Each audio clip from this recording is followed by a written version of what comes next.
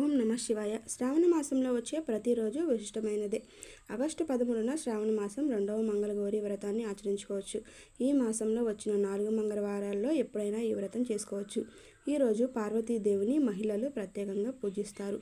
పెళ్లి కాని అమ్మాయిలు మంచి భర్త రావాలని పాటిస్తే, పెళ్ళైన దంపతులు వైధవ్యం రాకుండా సౌభాగ్యంతో ఉండాలని కోరుకుంటూ వ్రతం ఆచరిస్తారు. మంగళగౌరి వ్రతం విశిష్టత గురించి తెలుసుకుందాం. పార్వతీదేవికి ఉన్న మరొక పేరే మంగళగౌరి.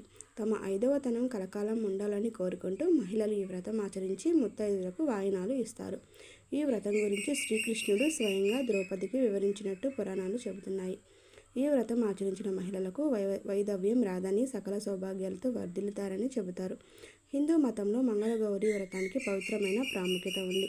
మంగళదోషం ఉన్న మహిళలు, వివాహంలో ఆటంకాలు ఎదుర్కొంటున్న స్త్రీలు వాటి దుష్ప్రభావాలను తగ్గించుకునేందుకు ఈ వ్రతాన్ని తప్పకుండా పాటిస్తారు. పెళ్ళైన స్త్రీలు ఈ వ్రతం తప్పనిసరిగా ఆచరిస్తారు. వివాహం జరిగిన తర్వాత వచ్చే శ్రావణ మాసంలో ఈ వ్రతం చేయడం ఆరంభించాలి. ఈ మాసంలో వచ్చే అన్ని మంగళవారాలు వ్రతాన్ని చేయాలి. ఒకవేళ ప్రారంభించిన తర్వాత మిగతా వారాల్లో వ్రతం చేయడం కుదరకపోతే భాద్రపద మాసంలోని శుక్లపక్షంలో వచ్చే మంగళవారాలు చేసుకోవచ్చు. పెళ్ళైన సంవత్సరం నుంచి వరుసగా 5 సంవత్సరాల పాటు ఈ వ్రతం ఆచరించడం వల్ల విశేషమైన ఫలితాలు కలుగుతాయి.